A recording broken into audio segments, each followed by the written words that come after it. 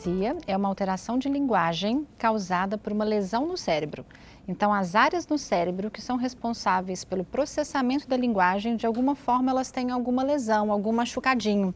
E esse machucado, essa lesão, ele pode ser causado por um acidente vascular cerebral, conhecido como derrame, por um traumatismo crânioencefálico ou por outras doenças degenerativas. Então, qualquer prejuízo na área responsável pelo funcionamento da linguagem pode levar a uma afasia, que seria uma sequela desse dano neurológico maior. Uma das sequelas. O paciente pode ter também outros tipos de sequelas associadas. O que pode causar afasia? Como eu estava dizendo, a afasia ela é uma lesão na área da linguagem. Então, qualquer coisa que for acometer o funcionamento dessa área da linguagem pode levar a uma afasia, né? Então, nós temos principalmente aí as doenças neurológicas, que são os grandes fatores. Então, nós temos os AVCs, que podem ser do tipo isquêmico ou hemorrágico. O que é isso? O isquêmico seria quando eu tenho uma interrupção do fluxo sanguíneo. Então, às vezes, algum edema na cabeça, alguma pancada pode atrapalhar o fluxo sanguíneo e isso pode levar a uma afasia. Ou um AVC hemorrágico, que seria, por exemplo, quando estouram os aneurismas, isso também pode levar a uma afasia. Os traumatismos crânioencefálicos, que são os acidentes automobilísticos, as lesões por armas de fogo. Além disso, nós podemos ter também os tumores, porque os tumores, às vezes os tumores localizados na área do cérebro, pode ser na área da linguagem ou numa área perto, mas quando eles vão crescendo, eles vão, como se diz, encostando na parede responsável e atrapalham o fluxo sanguíneo, o que vai fazer com que os neurônios daquela região morram e não consigam mais ter o seu funcionamento normal. Além disso, alguns casos de meningite, né, doenças neurodegenerativas como Parkinson, Alzheimer, também podem levar ao aparecimento das afasias. Então, a afasia ela tem esse conjunto de coisas que vai levar à alteração da linguagem. Além disso, a gente pode ter associado também uma alteração motora, normalmente do lado oposto ao lado da lesão. Então, se a lesão é do lado direito, o paciente tende a ter um comprometimento motor do lado esquerdo. Se ele tem lesão do lado esquerdo, o comprometimento motor é do lado direito. Mas nem sempre o comprometimento é motor. Só estou dando um exemplo que isso pode associar. E aí, por causa disso, a gente acaba tendo que ter uma série de profissionais envolvidos na intervenção com esse paciente. Quais são os tipos de afasia? As afasias elas podem ser do tipo compreensiva, quando o paciente ele não entende aquilo que é falado. Então, por exemplo, eu posso perguntar para você, quantos anos você tem? E você dizer assim, São José dos Campos. Ele achou que entendeu a pergunta de um jeito, mas ele respondeu outra coisa completamente diferente, porque ele está com uma dificuldade de compreensão. A gente fala que isso é uma afasia do tipo sensorial, uma afasia do tipo de emissão, de não compreender mesmo as informações. Ela pode ser também do tipo expressiva, que são as afasias que o paciente não consegue falar. Normalmente ele tem um discurso mais ou menos assim. Ele quer te contar, por exemplo, que ele gosta de jogar bola. Ele pode dizer assim, ó,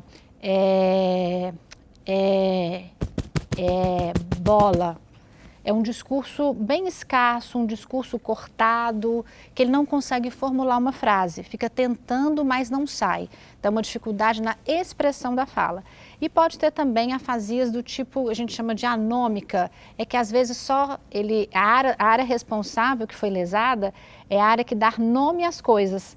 Então, por exemplo, ele quer conversar com você, quer te contar algum caso. Ah, aquele dia eu fui lá naquela loja, como é que chama mesmo?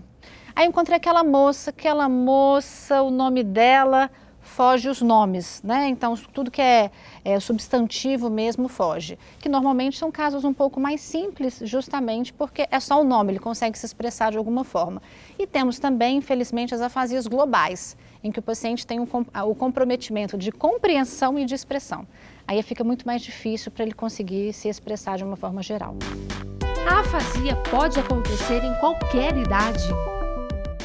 Em qualquer idade. Inclusive, existem casos congênitos, que a criança ela pode nascer por algum tipo de lesão que teve durante o parto ou no período pré-natal, ela pode ter desenvolvido alguma coisa que comprometeu o desenvolvimento daquela área da linguagem. Então, ele pode nascer com uma afasia congênita, mas o que a gente sabe é que a grande maioria delas são afasias adquiridas, que pode acontecer da infância até a fase adulta. Em geral, costuma acontecer mais nas pessoas mais idosas, justamente por causa da vulnerabilidade que ela vai tendo ao longo da vida e de aumentar o potencial dela desenvolver, por exemplo, um AVC, né, que é a principal causa hoje das afasias. Quais são os principais sintomas e características da afasia? A afasia, ela leva um comprometimento da linguagem bem assim, diferente de todas as outras patologias. Então, o mais importante são os acometimentos de linguagem.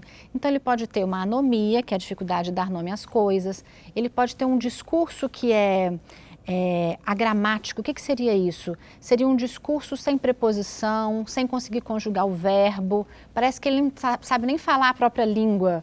Então, uma dificuldade realmente nessa expressão.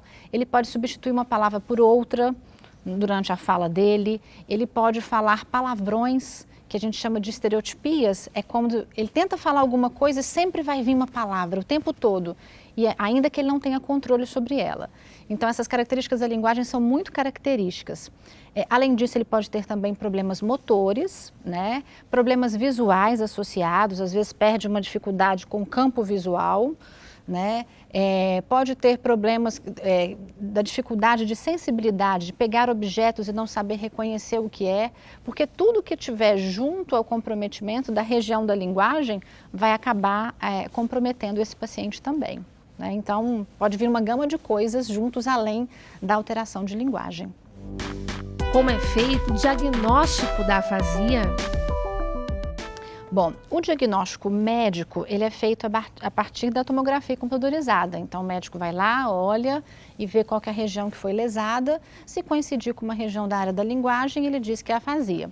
O diagnóstico fonoaudiológico é baseado nos sintomas. Então, a gente vai fazer um teste de linguagem para avaliar o paciente, para tentar entender que tipo de comprometimento esse paciente tem. Então, se for um comprometimento na área de compreensão, a gente está diante de uma afasia compreensiva. Se for numa dificuldade de expressão, uma afasia expressiva e assim por diante com todas as outras. Mas a nossa avaliação ela é muito funcional. É como que o paciente está conseguindo se comunicar no seu dia a dia, que é diferente do médico, que é baseado no local da lesão. Existem fatores ou grupos de risco para a afasia? Existe. Na verdade, não para a afasia, mas existe para as principais causas da afasia. Como hoje o AVC é a principal causa da afasia, a gente pode pensar que se você prevenir o AVC, você previne a oportunidade, né, a chance de ter uma afasia. Então seria, por exemplo, o sedentarismo, a colesterol alto, a ingestão de bebidas alcoólicas, o cigarro, a diabetes, pressão alta, tudo isso são causadores do AVC. Então, se você consegue prevenir esses fatores, você também está prevenindo os outros. Agora, tem outras coisas que a gente pode dizer que são os fatores de risco potencialmente controláveis e os não controláveis. Então, alguns a gente consegue controlar, outros não. Por exemplo, ter um acidente de carro, às vezes é um acidente, então não tem como eu ter controle sobre isso. Assim como receber uma bala perdida, né, me envolver em brigas, né, tem como eu controlar, não dirigir o carro alcoolizado, né, ter uma direção segura, isso sim. Agora pode ser que uma outra pessoa esteja nessa situação e eu acabe sofrendo um risco com isso, ainda que eu estivesse com todo o controle sobre mim. A afasia pode afetar a capacidade de compreensão? Pode sim. E aí, essa capacidade de compreensão, o paciente entende quando você está fazendo uma pergunta pela modulação do discurso. E ele vai tentar responder alguma coisa, mas às vezes ele não consegue entender. E o que é mais interessante é que às vezes ele não consegue entender nem a própria fala. Então ele acha que está falando certo. E quando ele percebe que a pessoa, às vezes na frente dele, está fazendo uma coisa completamente diferente do que ele está falando, ele costuma ficar irritado. Mas é porque ele não está conseguindo escutar o próprio feedback, o próprio retorno da sua própria voz. Então é bem frustrante. Eu tenho alguns pacientes assim que a gente fica querendo, né? E aí normalmente a gente usa muito do gesto para tentar associar. Porque às vezes ele não entende aquilo que você está falando, mas se você gesticula fica mais fácil. Por exemplo, um paciente que tem dificuldade de compreensão. Eu posso perguntar se ele quer uma água. Se eu falar assim, você quer uma água? Ele vai ter que entender o discurso. Agora, se eu pegar um copo com água e perguntar, você quer uma água? Fica mais fácil dele entender, porque o gesto por si só, ele está complementando a minha fala. Então, é um recurso que a gente costuma utilizar para facilitar as pessoas que têm déficit de compreensão. Como funcionam os tratamentos da afasia? Bom, os tratamentos, eles dependem muito de uma associação, né, do profissional, do paciente e também da família, porque ele está inserido, esse paciente, ele está 24 horas por dia com a família.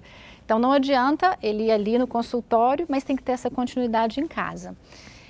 O tratamento, às vezes, ele envolve uma equipe multidisciplinar, né, que envolve a fonoaudiologia, o fisioterapeuta, o terapeuta ocupacional. Às vezes também precisamos de um psicólogo, porque acho que a gente vai falar depois sobre as questões emocionais, mas acontece do paciente entrar num processo de luto, porque de uma hora para outra ele perde a linguagem. A linguagem é um bem muito especial para o ser humano.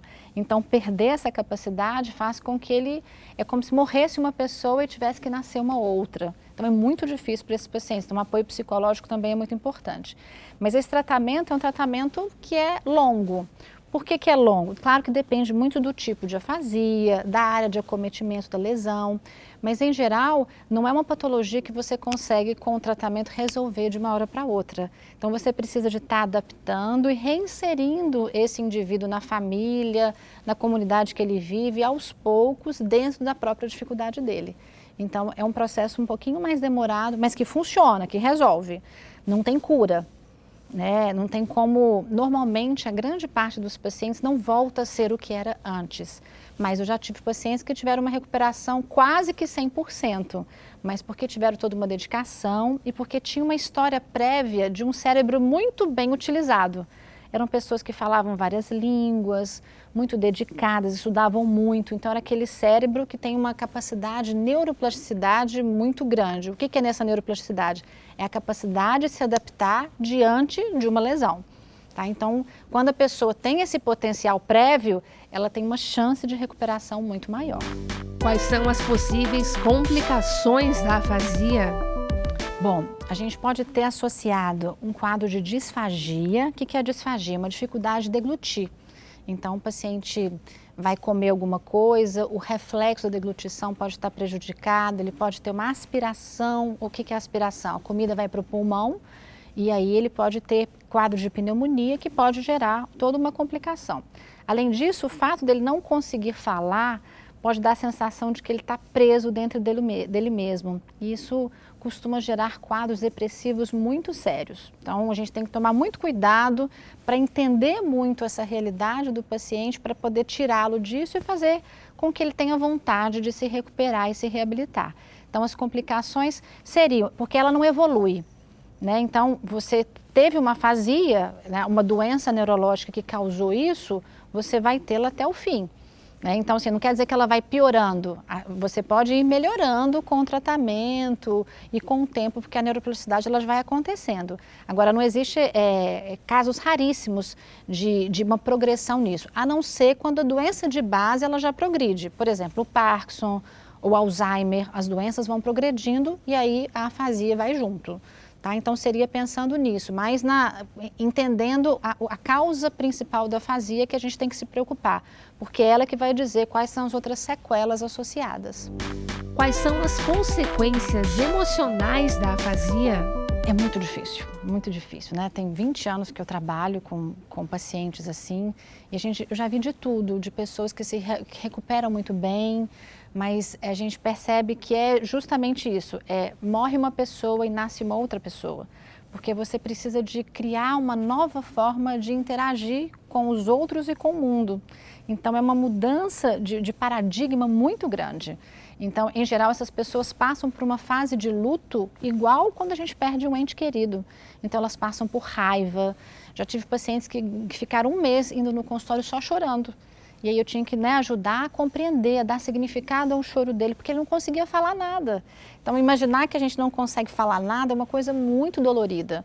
Então, as consequências emocionais, se não tem uma família que dá suporte, às vezes um parceiro ou uma parceira, né? Se não tem, às vezes, cuidados médicos, uma intervenção imediata, o paciente pode se frustrar muito, se deprimir muito e, às vezes, ir a óbito, né? Mas por conta mais dessa angústia toda que acaba favorecendo o aparecimento de outros tipos de doença. Então, as consequências emocionais, a gente tem que cuidar muito. Todos os profissionais da saúde acabam formando essa equipe que vai tentar, né, fazer essa ajuda.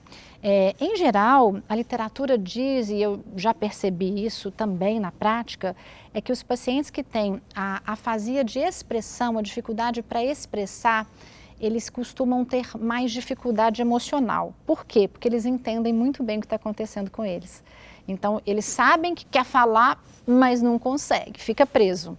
Já as pessoas que não conseguem compreender, elas é como se elas fossem um pouco mais alienadas, elas estão mais perdidas, elas não entendem direito o que aconteceu. Então, a chance dela ter uma depressão é um pouco menor. É claro que cada caso é um caso, a gente não pode generalizar. Eu estou dizendo o que a gente observa em geral e que a literatura comenta. É possível prevenir a afasia? Aí, como eu disse, não tem como prevenir. O que a gente pode prevenir é aquilo que causa as afasias. Prevenir o AVC, né? Tá sempre fazendo acompanhamento médico. Em relação aos tumores, né, ficar atento, sentiu alguma dor, procura de imediato, né, um neurologista, não espera a coisa progredir, porque a gente sabe que tudo quando está na fase precoce é sempre muito melhor a recuperação, né? E qualquer dúvida tem que procurar um neurologista, porque é o profissional da área médica que tem uma associação mais direta com os quadros da afasia. A afasia tem cura? A afasia, ela não tem cura. O que a gente pode pensar é que tem como todo e qualquer ser humano que tenha um tipo de doença como esse se reinventar. Então, eu tive uma paciente que ela era uma advogada, uma excelente advogada, e ela teve um AVC. Ela ficou com uma dificuldade de fala, mas depois ela virou uma excelente artista plástica, né? Ela parou de usar a voz, a palavra como um instrumento de trabalho, mas ela continuava com as mãos, com muita habilidade, com muito bom gosto. Então, ela resolveu pintar. Então, ela se reinventou e a família ajudou muito. Então, isso para mim é um tipo de cura, né? A gente não entende por que aconteceu, ela teve isso aos 40 anos de idade, uma idade muito jovem, mas ela deu um jeito, né, de tentar se adaptar a essa nova realidade. Então, eu percebo que alguns pacientes conseguem fazer isso quando tem toda uma rede de apoio associada, mas a cura, a gente não consegue dizer que tem, porque quando a gente tem uma lesão neurológica, não tem como a gente recuperar. Neurônio que morreu não ressuscita, não regenera, né? Mas o que você pode fazer é que o trabalho, né, com a equipe de reabilitação, ela ajuda com que as áreas que não foram lesadas, elas trabalhem por aquela que foi lesada. Então, a gente consegue uma recuperação parcial e, dependendo do caso, quase que 100% do que tinha antes, né? Então, assim, a gente não tem cura, mas a gente consegue ter uma melhora considerável. Desde que, isso é uma coisa muito importante, teve alguma coisa, saiu do hospital, teve AVC, tem que procurar o atendimento de reabilitação imediatamente, porque quanto mais tempo passa, mais cristalizam aquelas sequelas. E aí, depois de um tempo, não tem como fazer mais nada. Já atendi pessoas, por exemplo, que tinham 5 anos de AVC, jovens, não tem o que fazer. O cérebro já cristalizou tudo e aí você faz a reabilitação e você não obtém retorno. Então, às vezes as pessoas no hospital não orientam, alguns médicos não orientam, então vale a pena, né, todo mundo ficar atento, né? Teve alguma lesão neurológica, tem algum prejuízo na fala, algum prejuízo motor, de sensibilidade, procurem o fono, o fisioterapeuta, o terapeuta ocupacional para sanar o quanto antes essas dificuldades. Não que elas vão ser sanadas completamente, mas elas podem ser trabalhadas para minimizar esse tipo de sequela.